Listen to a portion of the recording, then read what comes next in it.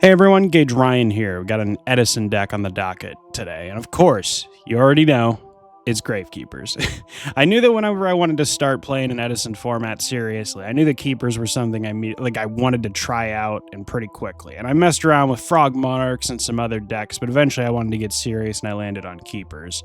And even without Recruiter, I find them to be a pretty solid deck in the format. You know, especially if you pilot it right, you build the deck to beat certain matchups. I find Keepers to be pretty solid. And so without any further ado, we're going to get into it. Also, shout out to my buddy Raph, aka the Undead Keeper, LP fan for life 1. He gave me a lot of feedback with this deck, and it was super helpful. So a lot of his suggestions have kind of been implemented into the deck, and I think it's a pretty solid deck. So 3 Commandant, 3 Spy, nothing to see here. 3 Descendant. I hate 3 so much, but it actually has worked for me so far. I just, it's like the mental image of it for me, because when the deck got Recruiter, right, there was absolutely no need to play 3 at that point. What about Bottomless? Who gives a shit? You're still not going to play, you're not going to clog your deck with Descendants just because of Bottomless. Play around it. But I find that in pre-Recruiter times, that you do need the extra beat stick to sit on sometimes. And I remember that I wanted to play 3 Assailant, because I just figured just being able to constantly manipulate your opponent's battle positions and things like that and get over weak defenses I thought was pretty relevant. But then something to think about is that both Descendant and Assailant require there to be another monster on the field. It's kind of just a matter of which side you pick. You know, you Assailant, you need another monster in the opponent's field. It needs to have weak defense, and you need to be able to attack it and get over it.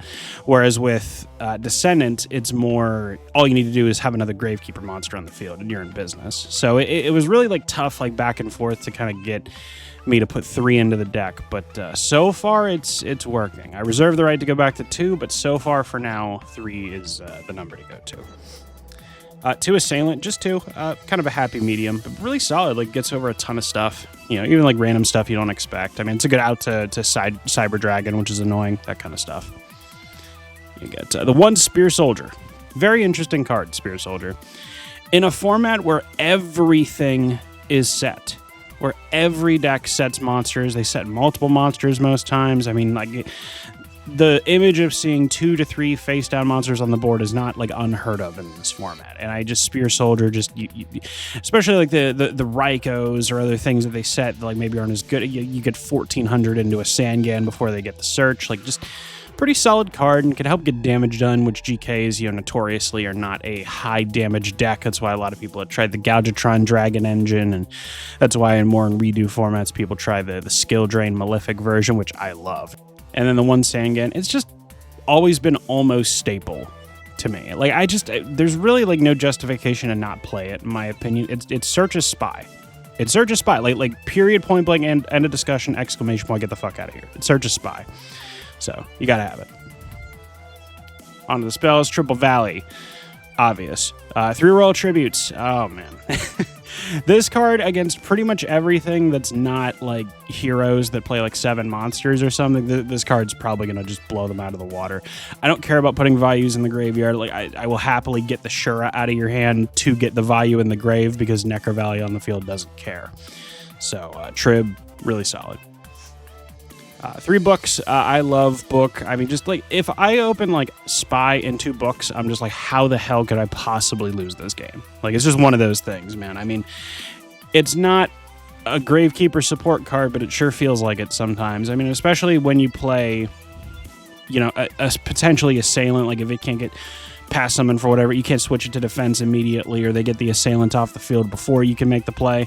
You still have things like Spear Soldier and Commandant's 21, and you book a moon something, get over it with 2100 attack. That kind of stuff happens a lot. Those situations always come up. Got Double Stell. It was tough to get me to put the second one in there. I was only playing 1 for a while, but I mean, because Recruiter just makes Stell so much better. Stell in this deck, and especially in Edison, is more of a slow roll card. But again, getting that raw +1 every time you play it is kind of hard to argue with. Especially they get rid of your Necro Valley, you go Stell, get Commandant again, and you're in business. And then Double Chalice. Another interesting card. I was playing Phoenix Chain for a while, but then I got convinced to play Chalice instead. So In addition to, like, they can obviously, like, just fusion and get around Fiendish Chain and all that kind of stuff and get stuff off the field, but I don't really care about that. But what did persuade me was the fact that this also, so in addition to the damage step shenanigans, which can come up against, like, let's say, if you can bait the Kalute out of their hand earlier against Blackwings, then they just try to attack, like, let's say, Shura 18 over Spy 17, you damage step Chalice, you can do cute stuff like that. But that's not it. That's not enough to get me to play it. The reason why I play it is because it negates monster effects, but it gets over Raikou in the damage step. And that is massively, massively important. You know, there are, if you can ever just stop the one Lila effect, or you can just stop the one Raikou effect that pops the Necro Valley so that Lightsworn can get the rest of the deck turned on and going, they can be in a lot of trouble. So I've come to really like Chalice. You know, we're going to see where it goes, you know, but I love a little bit of effect negation in the format. I feel like if you dedicate like your entire trap lineup to negating effects and playing chains and like and skill drains or something like that, I feel like you're kind of on the wrong path there, just for the fact that like virtually half of your field at any kind of event in this format is likely to be some kind of variation on the Blackwing deck. So Chalice, I feel like, is just good enough that you can use it and like not have it be completely terrible and dead in game one, while also being solid and really helpful against pretty much any other matchup. On to the traps. Triple Bribe. Yes, nothing changes, does it?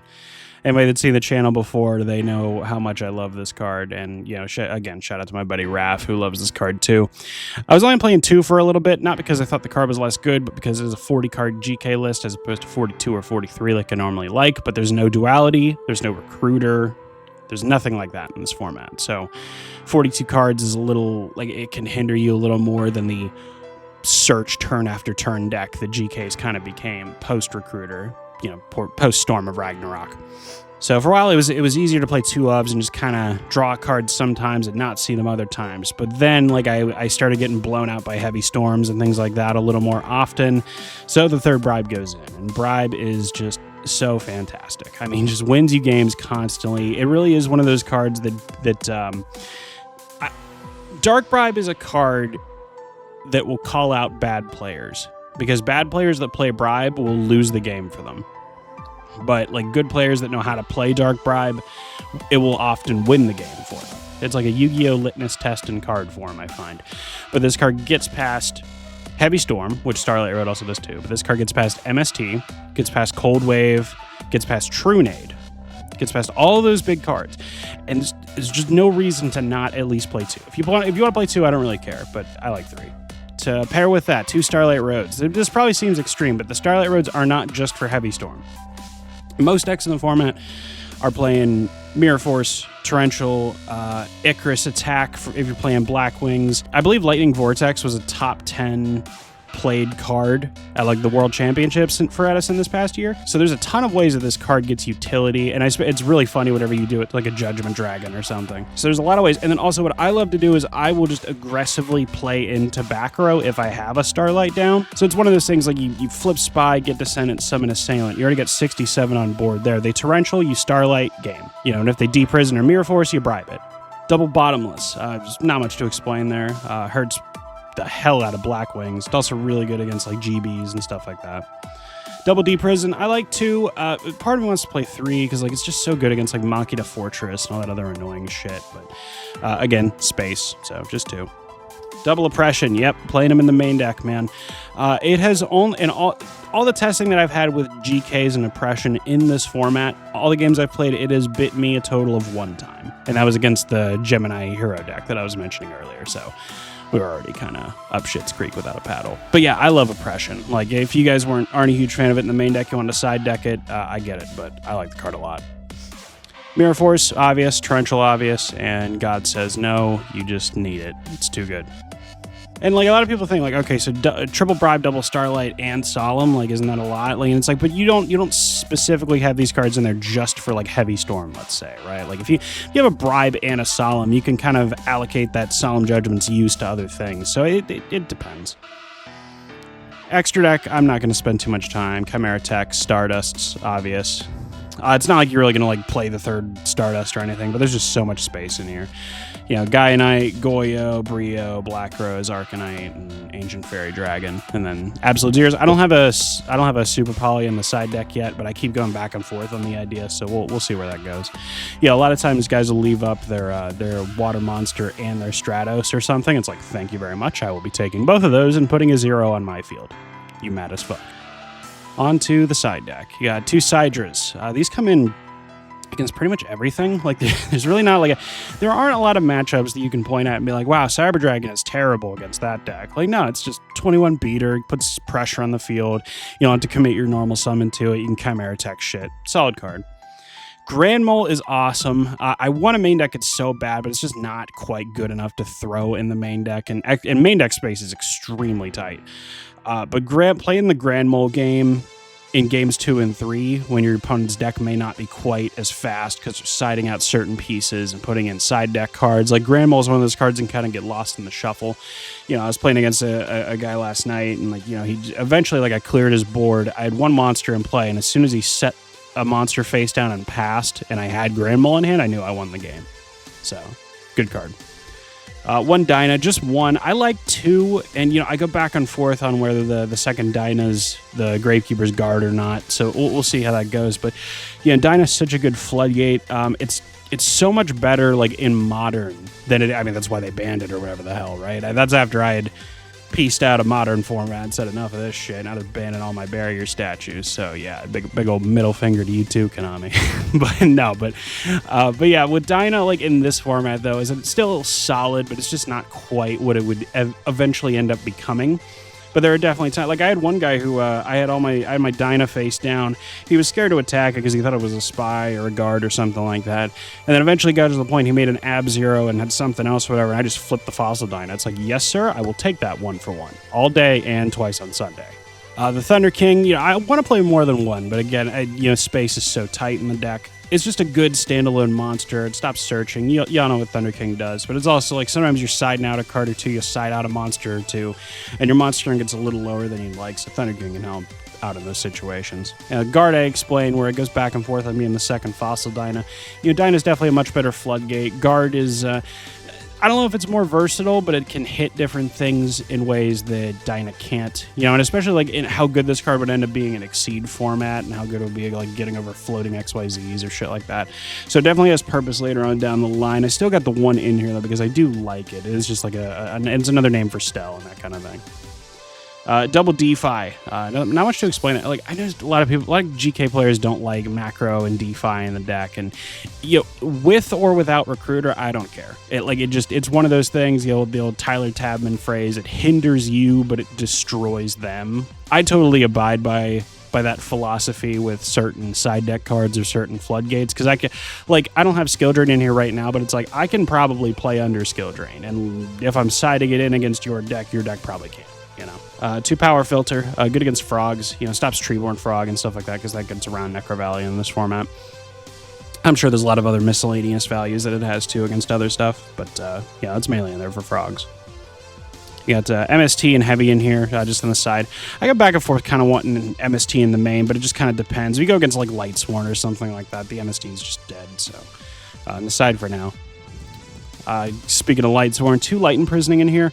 Lightsworn, certain dragon decks, but mainly Lightsworn. Lila and Raikou is how they're going to pop your floodgates, how they're going to pop Necro Valley and whatnot.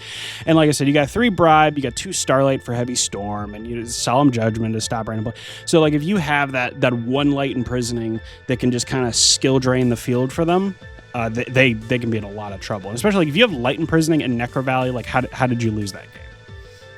And then the 1 Compulse, I like 2, but it's just, it's another one of those cards that's still Compulse ends up being so much better later down the line. But there's definitely use that this has. Good against GBs and stuff like that. You're going to have your opponents throwing an Ab Zero on field turn after turn. You just Compulse it and then summon your shit. So it's not bad.